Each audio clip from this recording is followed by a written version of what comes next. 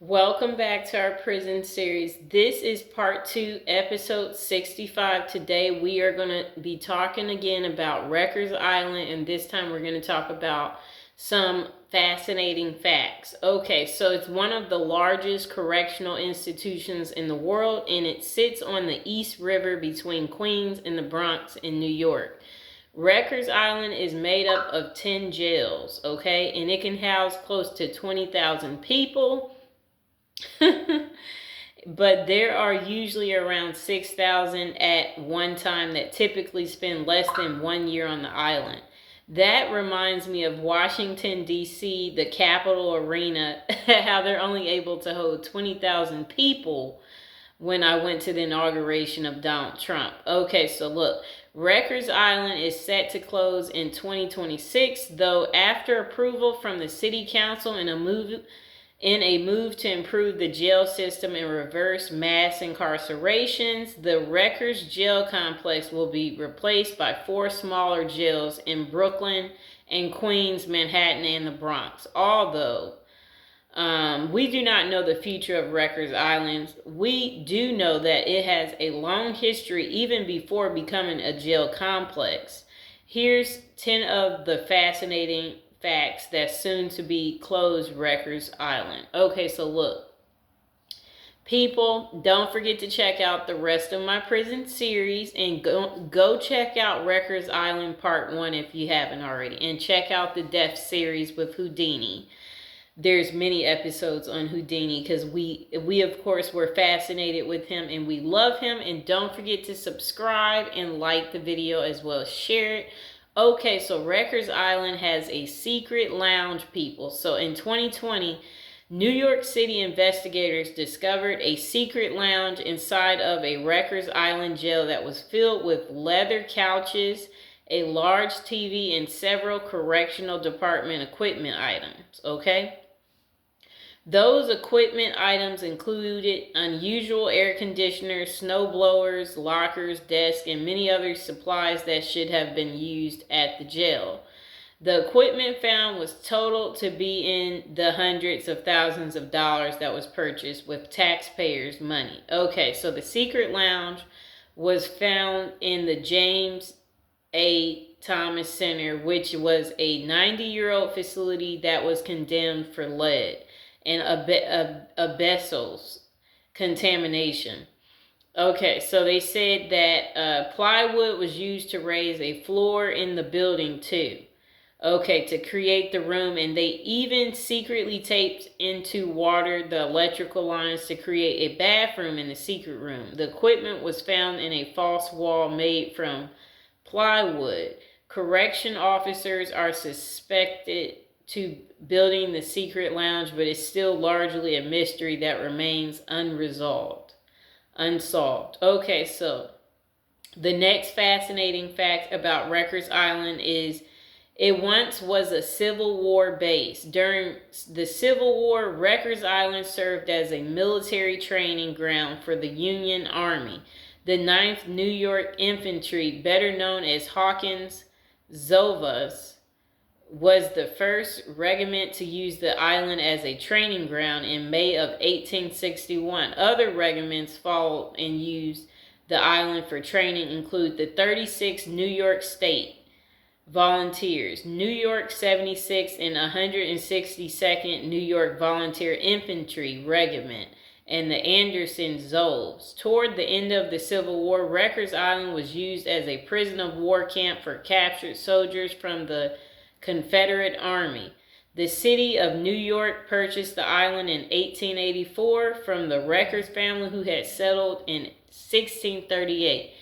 Also, don't forget to like the video and don't forget to subscribe. Okay, so Rikers Island also has its own bakery, people. Yum, yum, right? Every morning just before 5 a.m., about 20 inmates arrive at the bakery on Rikers Island to make bread and other items. The bakery produces about 11,500 loaves of whole wheat bread each day to feed the inmates. The detainees also bake several other items, but nothing is as popular as the carrot cake. Yum, right, people? The inmates bake roughly about 2,500 loaves of carrot cake each year. They made in a 25 loaf batch that requires 25 pounds of sugar, pre-whipped eggs, and shredded carrots each. And each loaf is full of raisins and walnuts. The carrot cake loaf weighs 9.5 pounds and feeds 20 people. The carrot cake is one of the few items that inmates ask for seconds. Ooh. Must be yummy. I love carrot cake. They're making me want cake right now, people. Okay, so it says that Rikers Island has murals. Have been a quiet but important part of Rikers Island for many years. Some murals have been... so just a second, people. Okay. I'm looking for it. I would like to, that one I would have to, okay, so we can't really see it too much. We would have to kind of Google it more. Okay, so the murals have been quiet but important part of Rikers Island for many years. Some murals have been covered up, but new ones have been installed as recently as this year. Many of the murals have been painted by those incarcerated, and some came from commissioned artists. One of the first artists to be commissioned to work on the mural at Rikers Island was Ben Shahn. However, his proposal was ultimately rejected by the municipal art commissions for being too anti-establishment. Several other murals have been approved since then and were found in many buildings, including the chapel, visitors' room, and hallways. Some of these murals have been painted over, but a few can still be seen. Okay, so it says, in April of this year, a new mural by Dinga McCannon was revealed on the exterior wall of the Reentry Service Center. The mural, titled Towards a Brighter Tomorrow, depicts a group of people leaving the prison to rejoin the community while carrying bags that are labeled Job, Resilience, and Family. Sunshine, musical notes, and flowers set the scene with words such as courage and dreams, breaking the chains around the outer edge of the mural. Okay, so next thing is Rikers Island has a community garden, which I know it has to be the prisoners who keep it together. Okay, so inmates at Rikers Island Correctional Facility have the opportunity to work for the Greenhouse Jail to Street program run by the Horticultural Society of New York. This program gives inmates the chance to work in a garden, classroom, and greenhouse space to expand skills and confidence that they need for re-entry into the community. Okay, so the program is a collaboration with the Department of Education and the New York City Department of Corrections. It also gives inmates the chance to find healing power in nature and relief from the stress found at Rikers Island. The program has done a great job at helping people obtain gainful employment in the green sector after imprisonment. That sounds like an excellent place to work and relieve stress. And also, if you guys have any questions about this episode or previous episodes, don't be afraid to let me know in the comments below. And if you are enjoying hearing about Rikers Island, don't be afraid to hit the like button. Okay, so also, Rikers Island has buildings flood. I want to hear what they mean there. Okay. It doesn't take a natural disaster for the building on Rikers Island to flood during rain events. Many of the facilities on the Rikers Island are old, allowing water to enter the building's doors or are damaged. Window screens are broken or missing, and cracks are present in the foundation and walls of the building. The Legal Aid Society has received several complaints of flooding in several buildings, including the Robert N. Davorian Center during a 2015 Board of Correction meeting. A board member stated that the library floods regularly and stops teenage detainees from using it. At the 2016 meeting, the roof of the RNDC school was also reported to be leaking.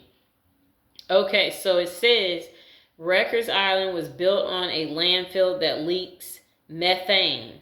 Okay, so it says in 1884, the city purchased Rikers Island for $180K for use as a workhouse. The city expressed its desire to build a larger men's jail at the site, and a foundation of garbage and landfill was brought to the island to expand the grounds. The jail first opened in 1932, but the landfill was still added to the site up until 1943. The island emitted a terrible smell and was plagued with rats. Many inmates claim that some days on the island are intolerable due to the strong stench that covers the building. Oh no. As the waste that lies beneath the Rikers Island building decomposes over time, poisonous methane gas leaks into the air in high concentrations. Methane gas can replace the oxygen in the air during the scorching months in the summer. Inmates and workers complain of a toxic smell hovering across the island. Many inmates and correction officers claim that the toxic chemicals are carcinogenic, and they filed a lawsuit back in 2011.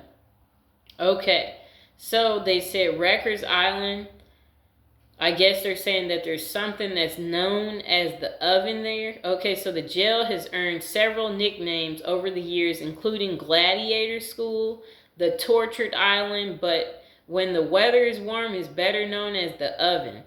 Cedar block walls, steel doors, and concrete floors help absorb the outdoor heat and pass the horrid temperatures to the inmates. Many detainees reported that it literally feels like an oven or hell. Many of the buildings do not even have central air conditioning, and the other buildings are only partially air conditioned.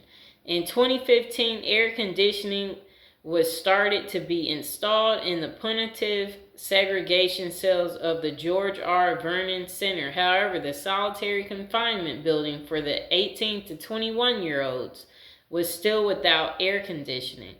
Okay, next thing about Rikers Island is they have famous prisoners, people. There is no shortage of famous prisoners who have spent time serving at Rikers Island.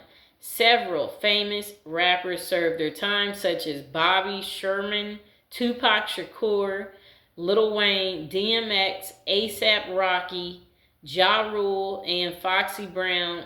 Other notable people to serve time also includes musician Sid Vicious, NFL star Plaxico Burress, activist Emma Goldman, and John Lennon's killer David Chapman. One of the most popular inmates wasn't known for his music, acting, politics, or activism, but instead for being one of the most notorious serial killers. The son of Sam, serial killer David Berkovich embarked on a killing spree in New York City, where he took the lives of 6 people between 1976 and 1977. He claimed he was driven by demons as he terrorized the city and murdered and injured those in his way.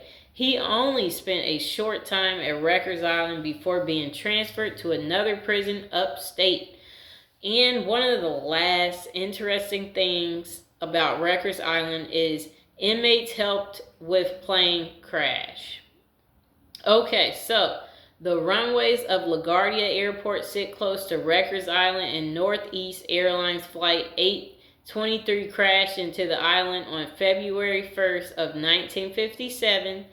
Shortly after takeoff, the plane crash claimed the lives of 20 people and injured another 78 people. When the plane crashed onto the island, several workers and inmates assisted at the site to help rescue the survivors. There was a total of 57 inmates who assisted with the recovery, and 30 of them were released from prison. Immediately as a result of their heroic actions, 16 other inmates were given a 6-month sentence reduction. Isn't that great to know that you can get out sooner? Governor Averell Harriman granted 11 men serving definite sentences a commutation of sentence. The cause of the crash was thought to be that the captain lost spatial awareness when entering the clouds after takeoff and didn't detect the deviation of the aircraft from the desired path. Yes, so that's all the fascinating things about Rikers Island. I hope you guys enjoyed this video. Please like, share, and subscribe. And don't forget to check out the rest of my different prison series episodes as well as the death series episodes. And I will see you on the next one. Bye.